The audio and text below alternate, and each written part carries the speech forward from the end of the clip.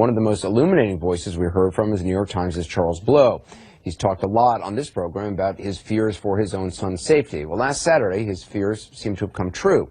His son, a student at Yale, was walking back to his dorm room from the library when a campus police officer stopped him at gunpoint. He hadn't done anything wrong. He did exactly as he was told by the police officer, got him hands raised. Later, he was told he fit the description of a burglary suspect. Eventually, he went back to his dorm safely. All right, folks, welcome to Gimme 5. You know, Charles Blow, New York Times, very outspoken. I think he's obnoxious when he's on CNN. He constantly talks over conservatives. But here's what Charles Blow wrote about this incident with his son and the police. This is the scenario I've always dreaded. My son at the wrong end of a gun barrel, face down in the concrete. What if my son had panicked under the stress? Had I come close to losing him? Triggers cannot be unpulled, bullets cannot be called back. I'm reminded of what I've always known, he wrote, but what some would choose to deny, that there is no way to work your way out, earn your way out of this sort of crisis. In these moments, what you've done matters less than how you look. All right, so now remember, his son was stopped by a cop because he fit the description of a criminal. Nothing happened to his son. So here's more. Because you and I have talked so often on this program about conversations you have had with your son. Right. I'm wondering if that sort of ran through your mind of those conversations you had had. I mean, you said you'd been glad you'd had those conversations, right. Upset that he had to utilize some. Well, when he told me what he did in response, I realized that he had done all the right things. Mm-hmm. And you know, part of you is happy that he remembers and he did it properly and you followed the script. And then part of you is incredibly sad that he would ever have to use it. Yeah, but this could happen to anybody of any race. If you fit the description of a suspect, you're going to be stopped. Has nothing to do with race, and furthermore, the cop was black. But Blow doesn't want to talk about that.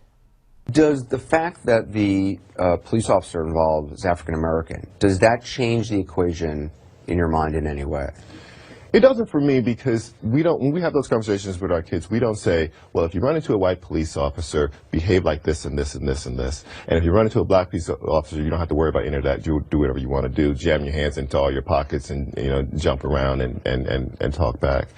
We talk about the police in general.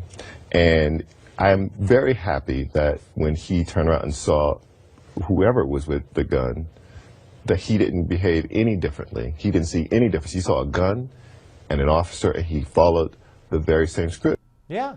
Okay. Well, good. I'm glad. I'm glad they had the talk, which every parent should have with every kid, black, white, green, Hispanic, yellow. I don't care. You obey the cops. And obviously, Blow's son obeyed the police officer. Now, again, getting to this issue of black cop, white person, but this was black on black, cop and suspect, right? But again, Blow doesn't want to address that. And I think it's very interesting. Watch. Do you believe race played a role? Even though the officer was African American, do you believe race played a role in what happened to your son? Because you've come under criticism from some conservative sites. Some have even called it a race hoax, because in your original article, you didn't mention that the officer was African American. Right, because in my articles, I've been writing about this for probably years now, and I have stopped almost altogether mentioning the race of any officers, period. Right, because he believes it's a culture of blue, in other words, cops, and that they're, somehow, I don't know, I don't want to put words in his mouth, but I've heard him talk enough. But why would you stop mentioning the race of cops? Why? Because more and more in New Jersey, here, there, and a black sergeant on duty in New York and Staten Island with the so-called chokehold, it has nothing to do with race. Sorry, Eric Holder. Sorry, Al Sharpton. Sorry, Barack Obama. Sorry, Jesse Jackson. And here's one more. It became more and more clear to me that it was more about culture of the police officers dealing with these young black men than individual officers dealing with these young black men. Right, it's a culture. Your son resembled a suspect. It could happen to any of us of any race. Your son behaved perfectly. That's why he returned to his dorm safely. Let that be a lesson to us all. Your Newsmax Now updates next.